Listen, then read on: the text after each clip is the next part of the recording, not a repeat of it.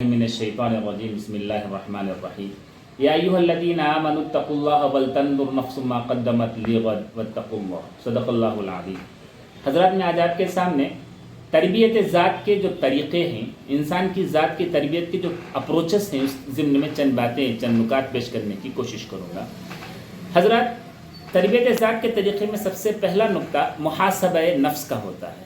انسان اپنے نفس کا محاسبہ کرے، کیونکہ ہم جانتے ہیں قرآن مجید میں نفس کا لفظ نفس کا استعمال تقریباً 260 مرتبہ استعمال ہوا ہے، اور ہر مقام پر اگر ہم جائزہ لیتے ہیں تو کہیں نہ کہیں شخصیت کے تربیت میں ہی اس کا استعمال ہوتا ہے۔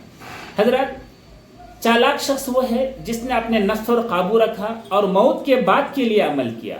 اور میں جو آیت کریمہ آپ کے سامنے تلاوت کیا، اے ایمان والو تم اللہ سے ڈرو اور کل کے لیے آپ نے کیا توشہ بھیجا ہے اس پر خیال رکھیں۔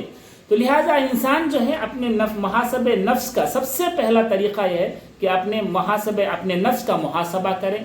ہم کون سے کیا کیا کام کیے ہیں، ما آتاکم الرسول فخذوہ وما نہاکم عنہ فانتہوا کے مطابق کیا میرا نفس چل رہا ہے، اللہ اور اس کے رسول کے احکامات کے موافق کیا میں اپنی زندگی بسر کر رہا ہوں۔ یہ تمام چیزیں اپنے نفس کی جو واما من خاف مقام ربہ ونہى النفس عن الہویٰ، یعنی نفسانی خواہشات کو لگام دے رکھیں۔ یہ چیزیں جو ہے پہلی بات میں آتے ہیں کہ محاسبہ نفس۔ دوسرا طریقہ تمام گناہوں سے توبہ کریں۔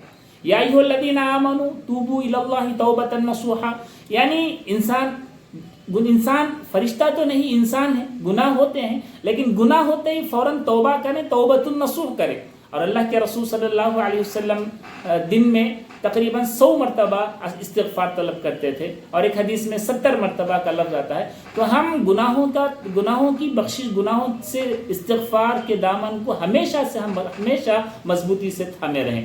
تیسرا طریقہ یہ ہے تربیت ذات کا کہ علم اور معرفت کی توسیع ہو، کیونکہ جب تک انسان کو علم نہیں ہوتا کہ قرآن مجید کے نزول کا مقصد کیا ہے، اسلامی تعلیمات کیا ہیں، کیا ہدایات میرے لیے آئے ہیں، تو تب تک وہ کس طرح سے اپنی ذات کی تربیت کر پائے گا۔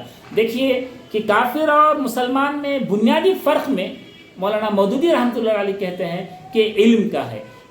وہ کافر اس وجہ سے ہے، وہ نہیں جانتا اس کا اور اللہ تعالیٰ کے ساتھ کیا ریلیشن ہے، کیا تعلق ہے، اور مسلمان جانتا ہے کہ اللہ سے اس کا کیا تعلق ہے۔ اور چوتھا طریقہ ہے ایمانی اعمال کی تطبیق۔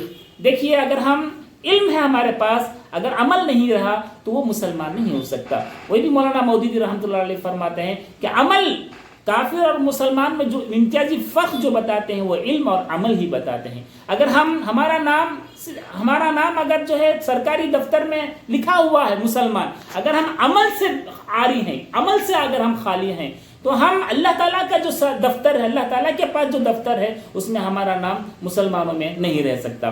ایک چوتھا پہلو یہ ہے چوتھا طریقہ ہے کہ اخلاقی پہلو کا اہتمام۔ قرآن مجید میں فرماتا ہے اللہ تعالیٰ وَلَا تَسْتَوِي الْحَسَنَةُ وَلَا السَّيِّئَةُ اِدْفَعْ بِالَّتِي هِيَ أَحْسَنُ۔ دیکھیے کہ برائی اور اچھائی ایک نہیں ہو سکتے، اور تم برائی کا مقابلہ اس اچھی نیکی سے کریں جو آپ کے نزدیک ہے۔ ادفع باللتی ہی احسن، اعلیٰ اخلاق، یعنی بردباری سے آراستہ ہو اور گندے اخلاق سے دل کو پاک کریں، منکرات سے ہم دور رہیں، اعلیٰ اخلاق کے حامل بننا، یہ انسان کو سبق دیتا ہے تربیت ذات کے طریقوں میں۔ ایک چھٹا نقطہ ہے کہ دعوتی شرکت ہوتی ہے، کہ انسان کی تربیت میں یہ پہلو بھی اجاگر ہوتا ہے کہ قل هذه سبیلی ادعو الی اللہ علی بصیرۃ انا ومن اتبعنی، کہ اللہ کے رسول صلی اللہ علیہ وسلم کی جو دعوت کا طریقہ تھا کہ اللہ کے رسول صلی اللہ علیہ وسلم فرمایا کہ میں اس کام کا، اس دعوت الی اللہ کا کام میں بھی کروں، انا ومن اتبعنی، اور جو میرے فالوورز ہیں وہ بھی اس کام کو کریں گے۔ لہذا ہر فرصت کو دعوت میں صرف کرنا اس تربیت ذات کا ایک اہم طریقہ بھی اس میں شامل ہوتا ہے۔ ساتواں نقطہ ہے کہ مجاہدہ۔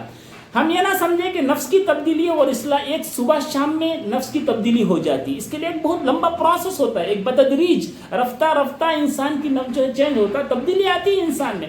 اللہ تعالیٰ قرآن میں فرماتا ہے وَالَّذِينَ جَاهَدُوا فِينَا لَنَهْدِيَنَّهُمْ سُبُلَنَا وَإِنَّ اللَّهَ لَمَعَ الْمُحْسِنِينَ، یعنی مکمل جہاد یہ ہے، اگر ہم سمجھتے ہیں مکمل جہاد یہ ہے کہ انسان اپنے نفس کے لیے ہر حال میں بیدار رہے، کیونکہ جب بھی غافل ہوگا شیطان اسے اس کے نفس کو برائیوں میں ڈال دے گا، اس کو بھی ڈال دے گا اور اس کے نفس کو بھی برائیوں میں ڈال دے گا.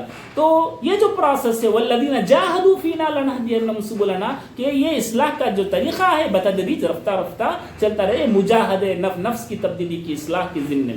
ایک 8واں نقطہ ہے کہ اللہ کی بارگاہ میں سچی دعائیں کرتے رہنا چاہیے. وقال ربکم ادعونی استجب لکم، کیونکہ ان الایمان لا یخلق فی جوف احدکم کما یخلق الثوب، یعنی تمہارے دل میں ایمان اسی طرح پرانا ہوتا ہے جس طرح کپڑا پرانا ہوتا ہے. تو تم اللہ سے دعا کرو کہ تمہارے دلوں میں ایمان کی تجدید فرمائے. یہ ضروری نقطہ ہے کہ ہم اللہ تعالیٰ سے دعائیں کرتے رہیں. انسان جب ہم تربیت کے ذرائع تربیت ذات کے طریقے سے جب ہم معمور ہو جاتے ہیں تو اللہ تعالیٰ کی طرف سے آثار و نتائج بھی ہمیں ملتے ہیں. پہلی بات یہ ہے کہ اللہ کی خوشنودی اور جنت کی کامیابی ہمیں حاصل ہوتی ہے. وَمَنْ عَمِلَ صَالِحًا مِّن ذَكَرٍ وَأُنثَىٰ وَهُوَ مُؤْمِنٌ فَأُولَٰئِكَ يَدْخُلُونَ الْجَنَّةَ. دوسرا نقطہ یہ ہے کہ سعادت مندی اور اطمینان کی زندگی حاصل ہوتی ہے. من عمل صالحا من ذکر وانثى وهو مؤمن فلنحيينه حیاتا طیبہ.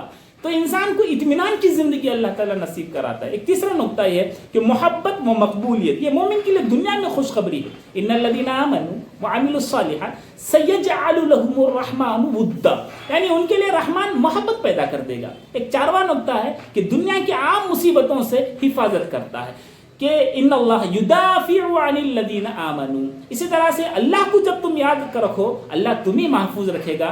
جب تم اللہ کو یاد کرو تو اسے تم اپنے سامنے پاؤ گے. یہ اللہ تعالیٰ دنیا کی عام مصیبتوں سے اس کی حفاظت کرتا ہے. ایک 5واں نقطہ یہ ہے کہ نفسیاتی امن کا احساس ہوتا ہے ہمارے اندر.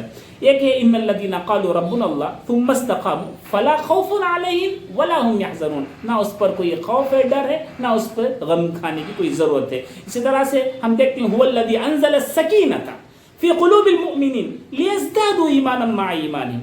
لہٰذا ہم جانے تربیت کے جو ذرائع میں آپ کے سامنے کہا، محاسبہ، تمام گناہوں سے توبہ، علم اور معرفت کی توسیع، ایمانی اعمال کی تطبیق، اخلاقی پہلو کا اہتمام، دعوتی شرکت، مجاہدہ، اللہ کی بارگاہ میں سچی دعائیں کرنا، یہ 8 جو تربیت ذات کے طریقے ہیں اس سے ہم جو ہے گزرنا چاہیے.